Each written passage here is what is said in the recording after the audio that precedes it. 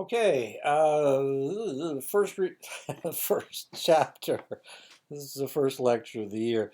If I sound a little congested, it's because I am a little congested. We have below zero weather here, and it's been this way for a couple days. We got some snow last Saturday, and it's been blowing ever since. So it's been a real interesting time trying to get our snowblower to take out all the snow. I got stuck again today, but we got somebody coming to take care of our driveway. Our driveway is about a furlong long. You can look that up if you like. A furlong is an eighth of a mile, and that's about how long our driveway is. It goes up and then it comes down. So right where uh, right at the peak of the hill, it always drifts really bad. So we've got somebody coming to knock that drift out of there, and I will get started. I'm sure you're not that interested in the snows of Iowa. There we go. Okay. So chapter one. This is kind of an interesting picture. This is a man creating himself. And the first chapter is about the importance of understanding yourself. If you're going to be a good counselor, you need to understand who you are and how you react to things. And that's really quite important. So we'll get into it.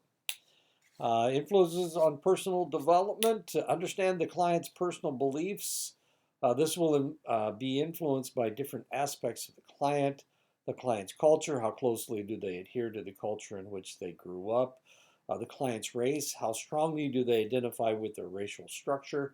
If there is more than one race represented, which is the most important? If there is more than one, is the multiracial aspect a factor? And this is really important for people who are counseling on the reservation or they're counseling indigenous people off the reservation. Not everybody that looks Navajo is Navajo. Actually, they may be Hopi, they may be Apache, they may be Laguna. I don't know. They may be Pima. They may be, or they may be half one thing and half another. Not everybody adheres to the idea that you have to marry somebody that's like you. Some people marry outside of their group. Um, so you may have the idea that that's what they should do, but they may not be doing that. So you need to understand your client's culture. You need to understand where they're coming from. And this is really quite important because this is how you need to be able to identify who they are, and that is how you do it. Just because you have the idea that if you have any Navajo blood in you, then you need to marry Navajo. That may not be what they believe. Wilson, I love Wilson to death, but just because he says it doesn't mean that everybody adheres to that idea. Um, I've lived all over the United States. I've interacted with just about all the uh, many cultures and all the racial groups around the world, and I can tell you that normally there will be people that don't have the same ideas as the general person from that culture or that race. Sorry, got needed a drink. A counselor needs to recognize that their own culture might influence the way that they see and interpret their clients, and this is really, this was a really serious problem in the South in the 1950s, 1960s, and 1970s. A lot of the social workers, a lot of the counselors in the South were white, and they really didn't understand their black clients, and because of that, there was a lot of unfortunate things that happened. And they needed to be a little bit more understanding of their clients. A counselor needs to recognize that their racial background might influence the way that they see others. especially if those others are from another race. And of course, if you are native, if you are indigenous, then and you're dealing with somebody who's white or somebody who has white ancestry, then you need to be a little bit careful about how you talk to them and how you treat them. Um, they may be very sensitive about the fact that in ceremonies a lot of times the white people are treated like they were the enemy. That may hurt their feelings a little bit. So you need to be really careful. A counselor needs to come to grips with their own ethnicity and how that influences who they are and how they see others. Self-understanding is an essential step in understanding your clients. There are multiple influences on how you see yourself and interpret the world around you. Your culture, race, and ethnicity are very important to you. Your gender and sexual orientation are influential on who you are. Your socioeconomic status, spirituality and religion, life stage, family of origin, and disability or ability are influential on determining how you react to things.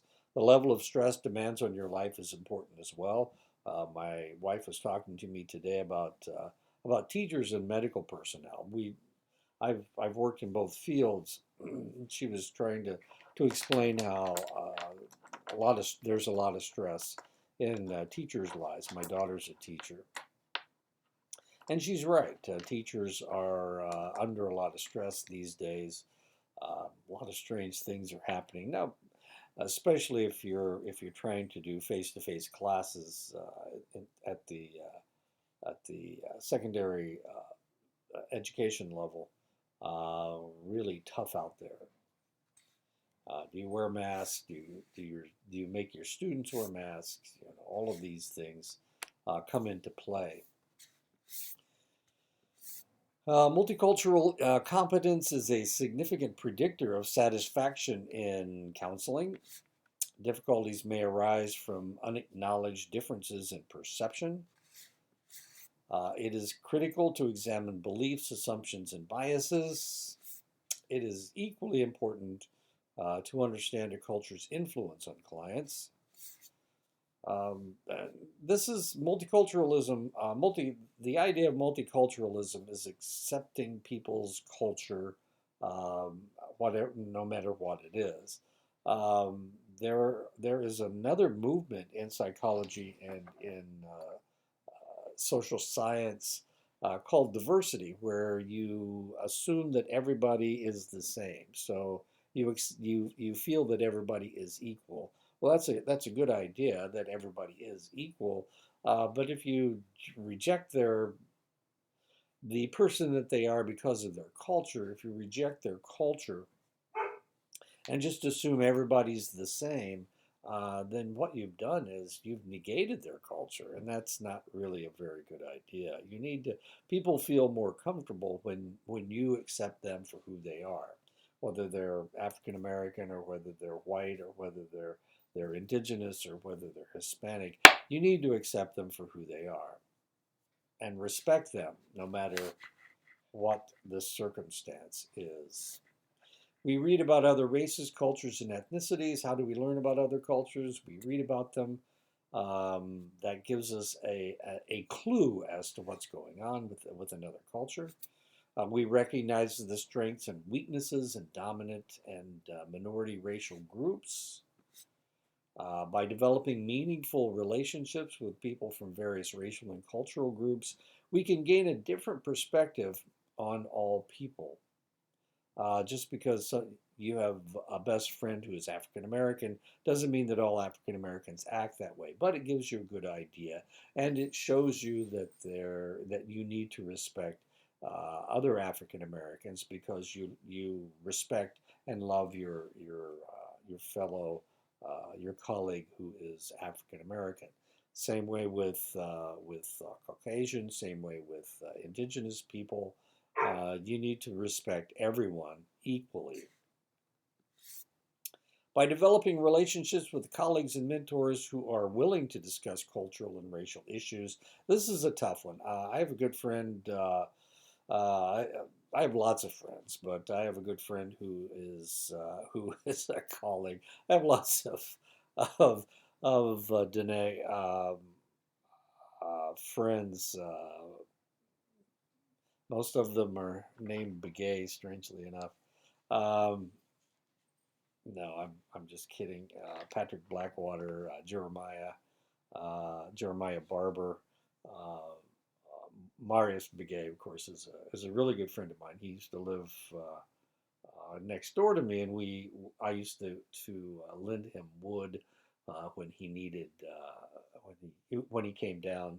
He lives in Snowflake. He was only there for a couple days a week, so he didn't want to really bring a load of wood down uh, to use in his fireplace. So I his his stove.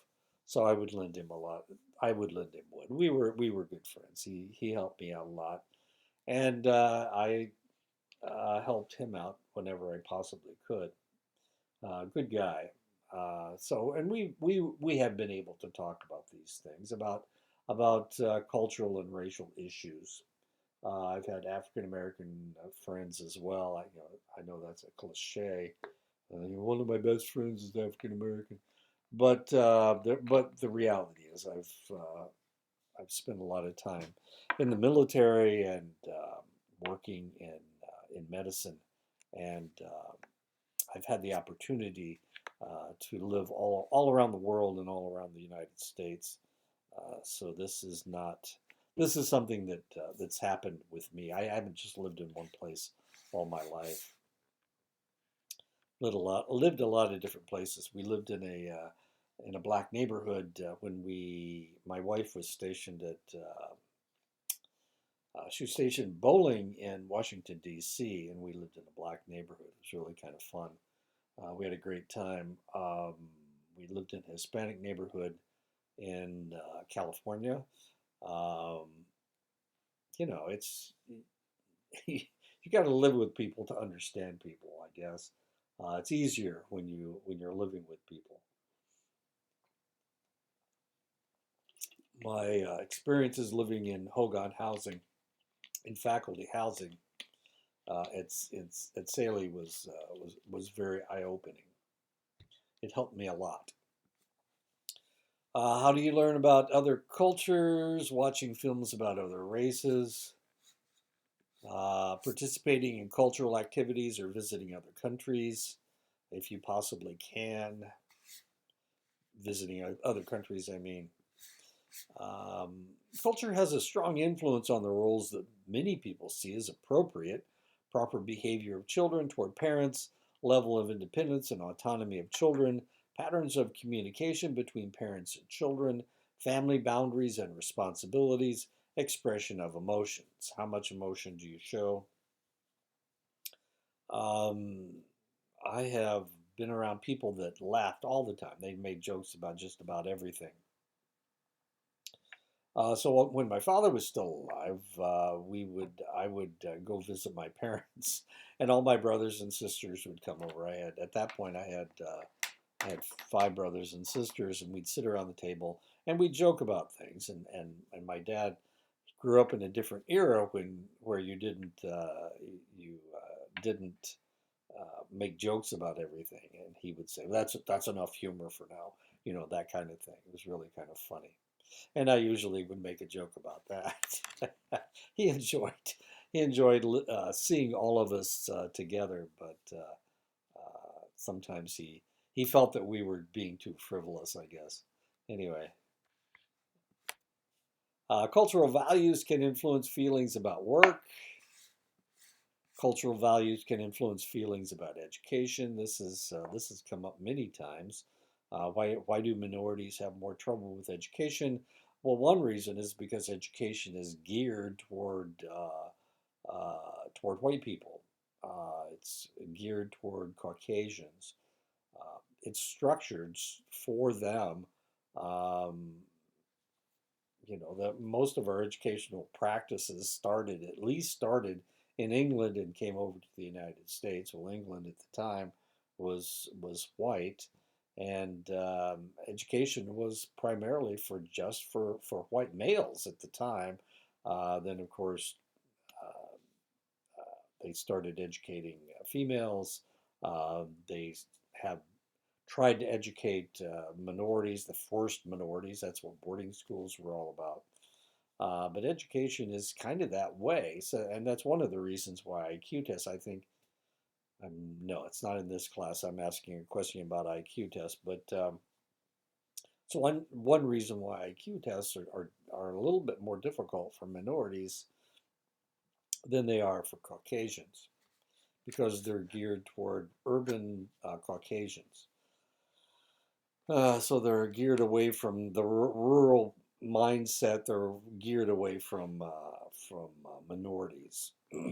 So education is can be a cultural influence. It's a lot easier with everything geared toward a select individual. It's a little bit easier for them in an educational setting. Cultural values can influence feelings about healthcare. I've had these conversations many times on the Navajo Nation. Um, Sometimes they feel that IHS. There's a lot of complaints about IHS, and I understand most of them because I worked in medicine. I understand that it's nice when you see the same person over and over again. They understand who you are, and when the doctor changes so frequently, that really kind of messes things up. But there's also the question of do we use the IHS or do we use a healer on the reservation? And that's a very cogent question that you should be asking yourself. Cultural values can influence feelings about religion, of course. Religion has caused a lot of problems around the world, different ideas about things. Catholics fighting Protestants, Protestants or Christians fighting Muslims. All these really strange ideas that people need to have the same beliefs that I have in order to be correct has caused a lot of problems, a lot of warfare, a lot of death around the world. Cultural values can influence feelings about family structure and responsibilities. In many Asian societies, adult children are expected to provide shelter and care for their elderly parents. As a matter of fact, everything is set up this way so that the eldest son is given is given most of the wealth so that they can take care of the parents later on in life when the parents get too infirm to be able to take care of themselves. In some cultures, parents and other older family members expect to be involved in decisions concerning marriage and money spent by the adult children. When dealing with newly arrived immigrants, language skills may be sparse and local dialects may not be understood. The children of new immigrants may feel torn between their native culture and the new culture. Often, people of different races or cultures have different expectations of the practitioner and the counseling process. Researchers have discovered that Asian clients value insight and personal growth, but they tend to prefer expert guidance, advice, explicit instructions, structured problem focused suggestions. So, one of the interesting things, if you've ever counseled somebody who is Asian, is it's very difficult to get them to say anything, to talk, because they will tell you what their problem is in a bullet point form, and then they expect you to come up with all of these suggestions as to what they need to do. That's what they want to do. They want to come in and they tell you their problem, you give them the answer, and then they go home and do what you tell them to do. And if it works, it works. If it doesn't work, they come back and they tell you about it, about the fact that it didn't work. Um, a lot of counseling, cognitive counseling, a lot of humanistic counseling is done so that you work through a problem with the individual. But that's not what they want. They want you to tell them how to fix it. When dealing with American Indians, a counselor has to gauge how traditional the individual is as to determine proper, appropriate, and timing of eye contact, how directly to come to a point in a conversation, personal space, and facial expressions. Not all American Indians are the same. There are, what, 657 tribes? Not all people are Diné. As a matter of fact, not all American Indians are Southwest Indians. A lot of them are Northern Plains. There is a large percentage of American Indians in Oklahoma, in the Southern Plains. And if you don't believe me, then go to a powwow sometime. If it's a Southern Plains powwow, they the drumming tends to be a little bit slower. If it's Northern Plains, it's a little bit faster. So it's really kind of interesting watching somebody who's Southern Plains trying to dance to Northern Plains drumming. It's just a little bit quicker.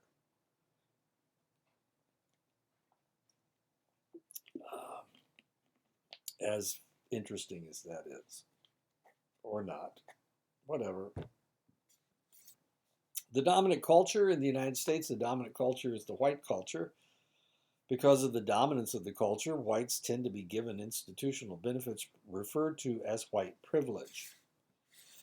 Whites often do not recognize that they are privileged because it is the norm. Just like attractive people don't recognize that they are privileged, tall people don't recognize that they are privileged, and athletes don't recognize that they are privileged. Everybody thinks that everybody's treated the same way that I am. If I'm attractive, I may get away with things that other people don't. And of course, tall people, especially tall males, not especially tall females, but tall males are treated differently than short males. I can assure you that because I'm only 5'6". I'm only 5'6", and I've watched people assume that the tallest person in the group is the leader. It's as curious as that is. Attractive people, the assumption is that if you're attractive, it makes you really intelligent and really nice, which isn't always true, of course. And athletes, of course, are sometimes tall and attractive, in which case they can get away with murder. And if you've ever watched Fox News, Tucker Carlson, he claims that there is no such thing as white privilege. But, you know, if you've got it, then you don't recognize it. Privilege, I mean. Women and men are different. They respond differently to the same stimuli, and therefore they must be approached differently in therapy. Research shows that male and female brains are different.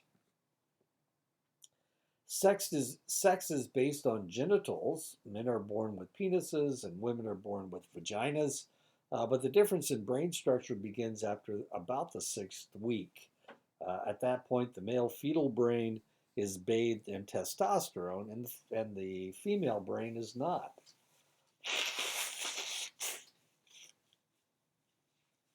Sorry, I needed to blow my nose. But sex isn't always the final word on gender. Gender is the social assignments of how males and females are supposed to act. Behavior is often based on gender stereotypes.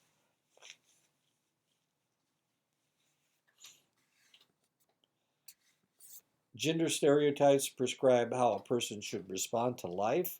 Unfortunately, social construction of gender continues throughout our lives. Gender bias comes through the use of unexamined stereotypes. The good counselor will ignore stereotypes and allow their client to express feelings freely. Some people do not agree with the sex that they were assigned by genetics.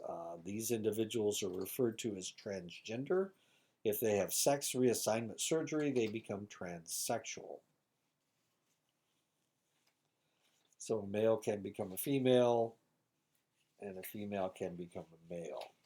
So once they have transitioned, you refer to them as the sex that they wish to be referred to as. So if they are a female who has transitioned to a male, then they become a him. And if they are a male that has transitioned to a female, then she is she, no matter what she was born as. Transgender and transsexualism has nothing to do with sexual orientation. Sexual orientation is the direction or directions of one's sexual, affectionate, or loving attention. Embedded in sexual orientation are societal beliefs, stereotypes, and views about sexual expression. Coming out for homosexuals is complicated, but has been made easier by the legalization of homosexual unions. Practitioners are not immune to heterosexism. And of course, this makes it very difficult. Uh, Once upon a time, I came across an individual, and I thought the individual was a male because of her haircut. But it turned out that of course I obviously she was not a male. She was fairly flat chested, and she had a male haircut, or she had a short haircut, and I made the mistake of referring to her as him. Well, interestingly, she and I became, she was a psychology major, and we became good friends. And I helped her a lot during her time. And the reality was that she was having second thoughts about who she was, and she needed to determine whether she was male or wanted to be male or female. And of course, through several conversations, many conversations actually, she determined that she, uh, despite what had happened to her in her youth, and despite the fact that she was angry with males, that she decided to become or to be a female, because that was her eventual decision. It was an interesting process, and it took several years for her to determine uh, who she was and how she wanted to act in the future. I tried to when I spoke to her, I didn't try to influence her one way or the other. Um, I mean, you really can't. People feel that they are who they are, and they need to identify that and then be that person.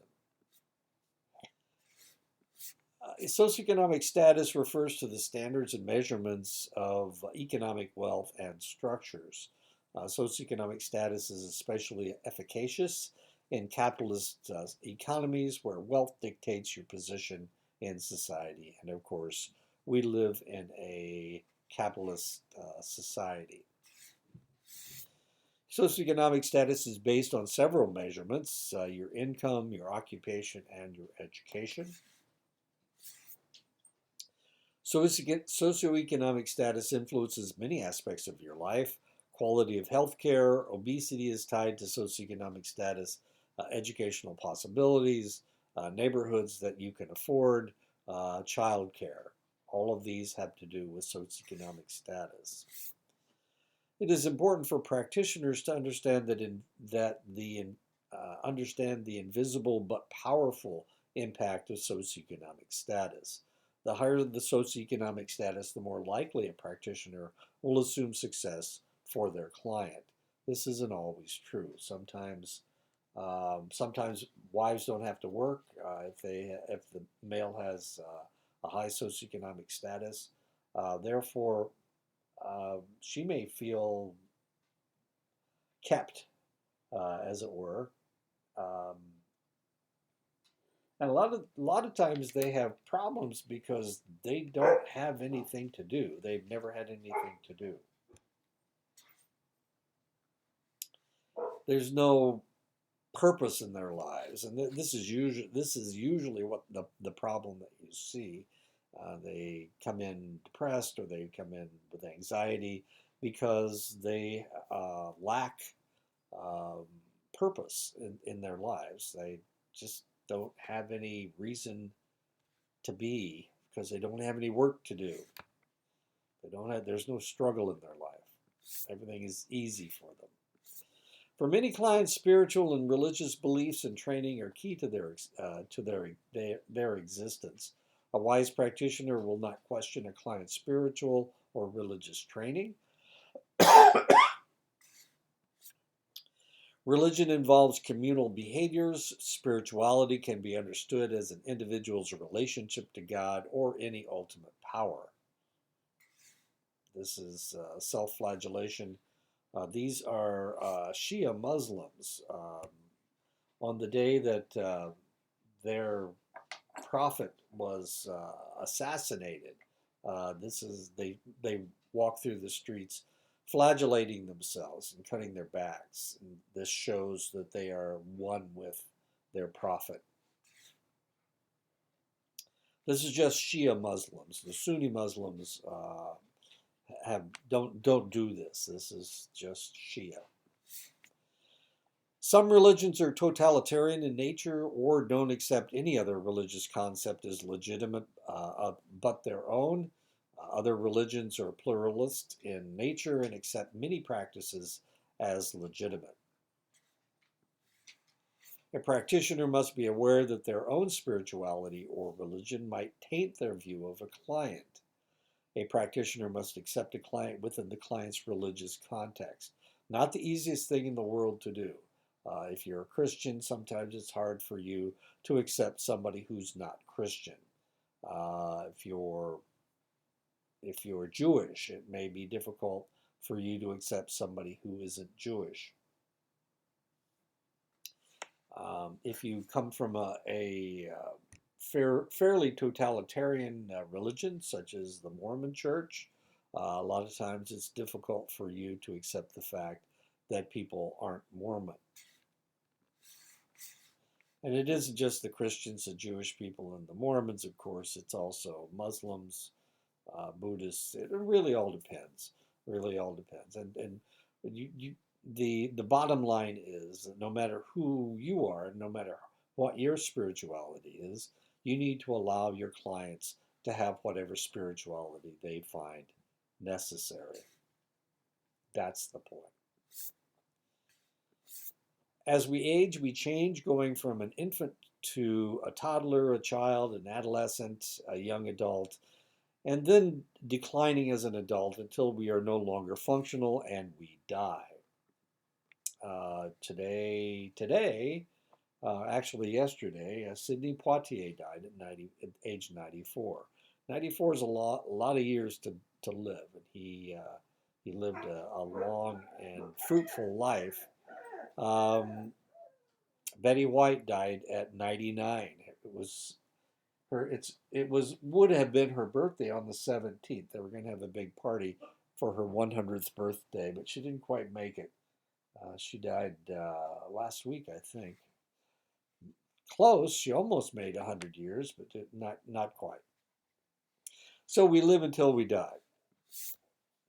Life stages are influenced by your biological development. Erik Erikson identified 8 life stages that occur in everyone's life tied to a psychological crisis that must take place for the individual to develop normally psychologically. That's Erik Erikson's idea. The first life stage, hope, is that of an infant and runs from birth to the second year. The crisis that must be resolved in the first 2 years is trust versus mistrust. Will the caregiver be there when the infant needs food, succor, or a change of clothing? And the baby asks itself, can I trust this guy to be there when I need them? The second life stage, will, begins with potty training somewhere in the second year and runs until the child is completely potty trained. The crisis involved in the second stage is autonomy versus shame and doubt. The third life stage, purpose, runs until the child starts school at age 5. The crisis that the preschooler goes through is initiative versus guilt.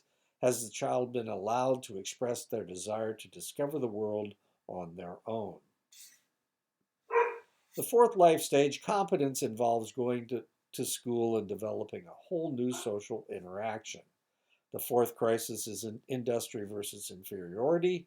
Will the child strive to compete on an equal level with their peers? The fifth life stage, fidelity, encompasses adolescence and all the problems fraught from that transition.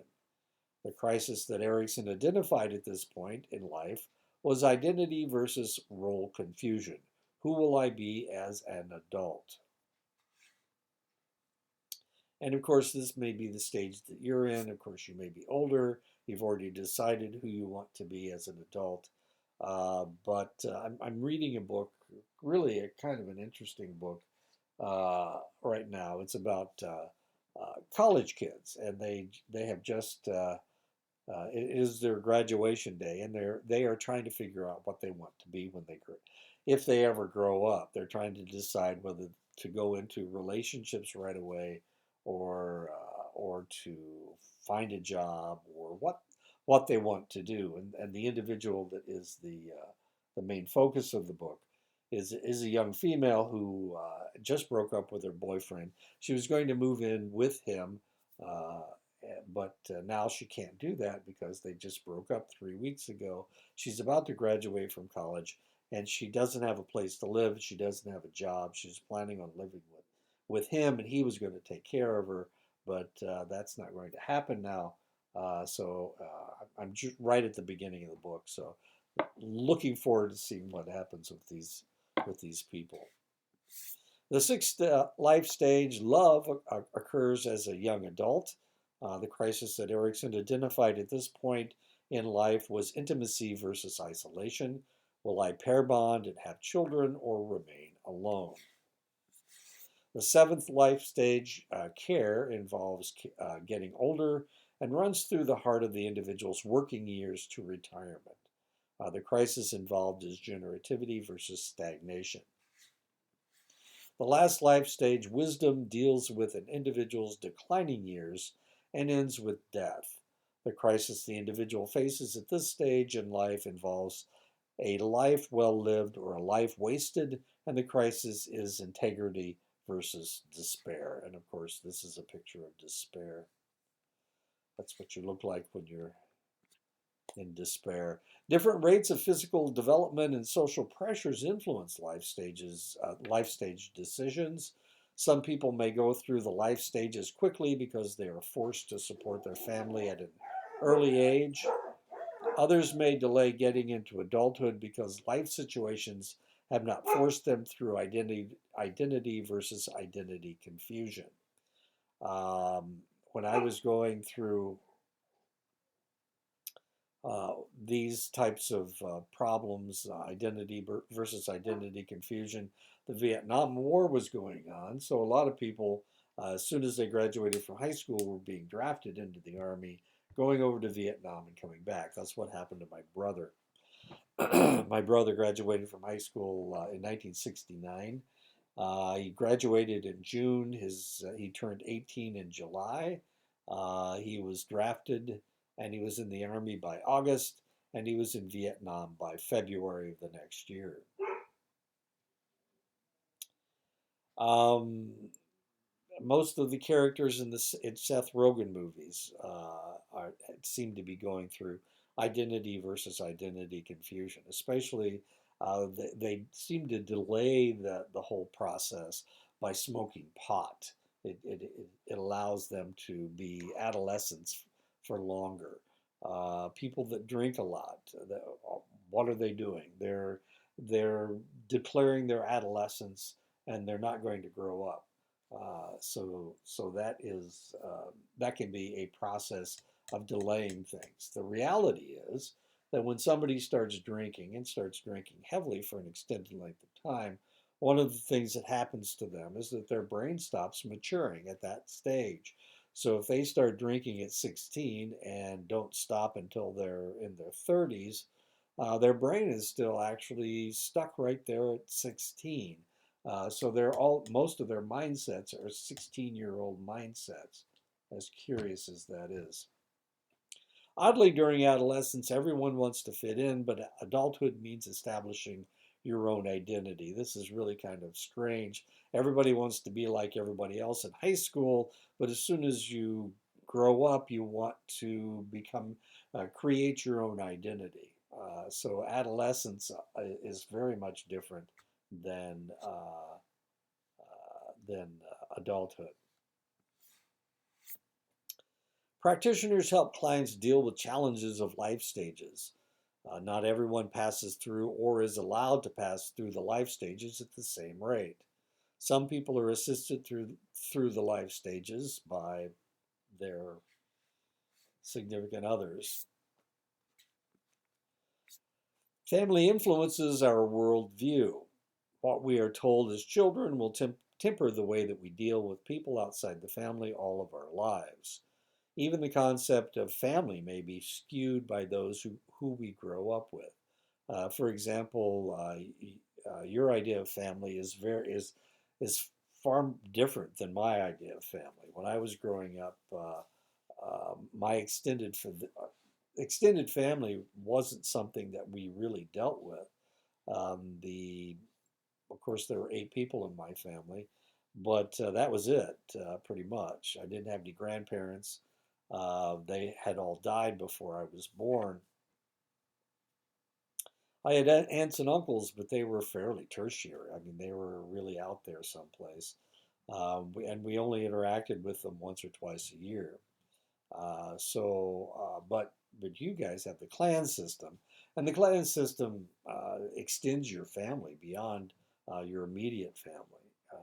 You recognize your aunts and uncles' children as your brothers and sisters, and that certainly didn't happen in as I was growing up with my family. Understanding how we have been affected by our own family helps us recognize these experiences as personal and not assume the same meanings and experiences are true for others. One person may have had no support from their parents. Another individual might recognize cousins or anyone similar as brothers and sisters. And that's what I just talked about. There are a number of groups of people who are referred to as family. Amongst the traditional Dene, clans dictate family and extended relationships.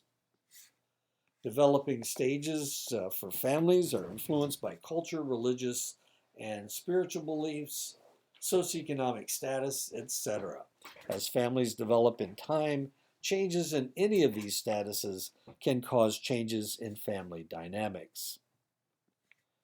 Family has changed in recent decades. Divorce was once a social stigma, but now many people have multiple marriages and thus multiple families. Blended families have become the norm. And if you remember the Brady Bunch, of course, she had all the girls, he had all the boys, and they got married. So, what happened to their spouses? Well, what actually happened to their spouses? I think both of their spouses died. And that was okay. This is a television show from the 60s into the 70s. So, was that okay? And the answer is yes. Since both spouses were dead, it was okay for the two to blend their families together. If either one had a divorce, of course, there were no divorces on television at that time because most of the states had outlawed divorce for an extended length of time, going back into the 19th century. And divorce wasn't actually legalized in the United States until the 60s in most states. If you wanted to get a divorce, you had to go to Reno, Nevada. Nevada was the outlier. So if you wanted a divorce, you had to go to Reno, Nevada to get a divorce. You had to live in the state for 6 weeks. So they had these divorce ranches in Reno where women would go and they would stay for 6 weeks so that they could get a legal divorce in the United States. Some people went down to Mexico to get a divorce, which of course wasn't all especially legal in every state in the United States. Really kind of weird. So if you watch old movies, a lot of times, especially if they're talking about a husband and wife not getting along, they talk about Reno, Nevada, somebody going to Reno to live. This was actually before Las Vegas was even a town. It was there, but it wasn't the gambling mecca that it is today. Reno was the largest town in Nevada. Disabilities are a fact of life. With every ability we tout, there are those, including us, who may lack that ability. I can remember lots of things, but I have a hard time remembering the lyrics of songs. I don't know why. Maybe I have a mental block. Maybe that section of my brain is missing, but I cannot remember lyrics to songs. I can't remember titles to songs. It drives me crazy because I've listened to a lot of music in my life. I'm 72 years old. So I've listened to a lot of music and I like music. I just can't remember the words. Excuse me, I had to blow my nose. Can't remember the words. Something's wrong with me.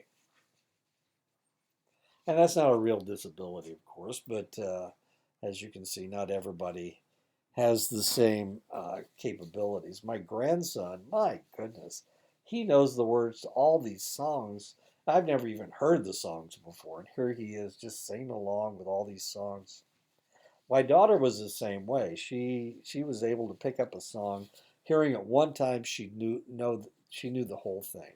She could sing it a cappella and knew all the words, all and was fairly accurate with the words. I'm even to this day, my wife and I laugh at each other because I don't get the words always right, and sometimes my definition of what they are saying is very very much incorrect, much to her humor. Disabilities come in all shapes and sizes. Some make life a struggle, while others, like my lyrics phobia, have very little impact at all. It is estimated that 20% of the people in the United States will experience a serious disability in their lifetime. Developmental disabilities are severe and chronic. They are due to a mental or physical impairment. They manifest themselves before the age of 22. They are likely to continue indefinitely. They result in substantial functional limitations. They represent services and support for survival.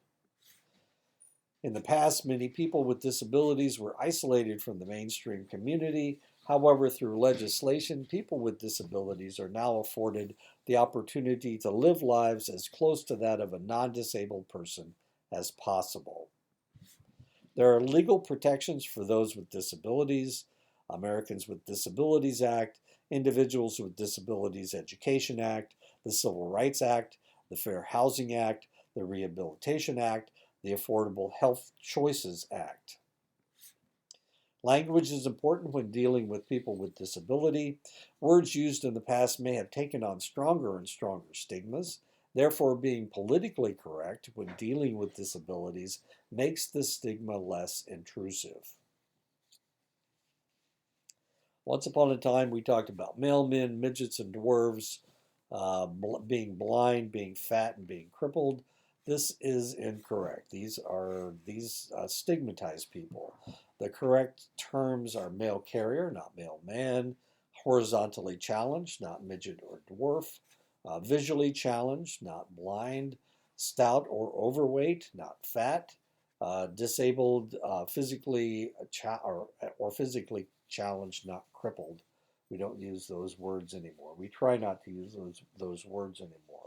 A problem that I have is calling people skinny. That is incorrect. I need to stop doing that. They're not skinny, they are slender. Slender is a less stigmatizing word. So if you ever hear me say skinny, I'll probably correct myself immediately and say no. I meant to say slender. It is important for practitioners to take care of themselves. They must be aware of possible stressors in their private life that can impact their lives. They must maintain a sense of perspective. Are they living vicariously through their clients? And this can be a problem. And if you are one of the people that take on the problems of your clients, then potentially you are setting yourself up for burnout.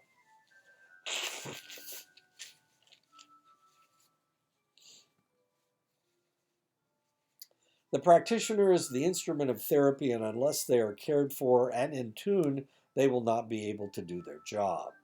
Focusing on others and ignoring your own needs can lead to, as I said before, burnout.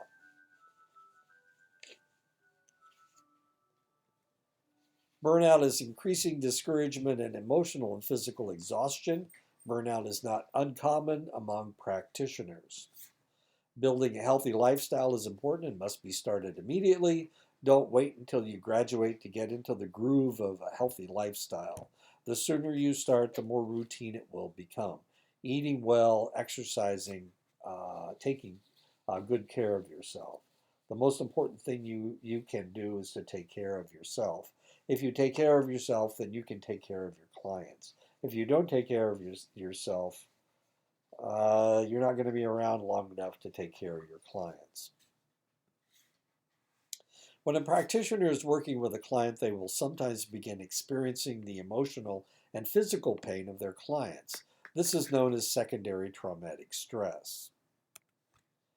It is important to work on developing character strengths such as creativity, love of learning, humility, and other qualities. And there you go. That is the end of the chapter. Be good to yourself. That's the bottom line. We'll talk more about this as we go through the program, this class. Um, See you next week. Yes.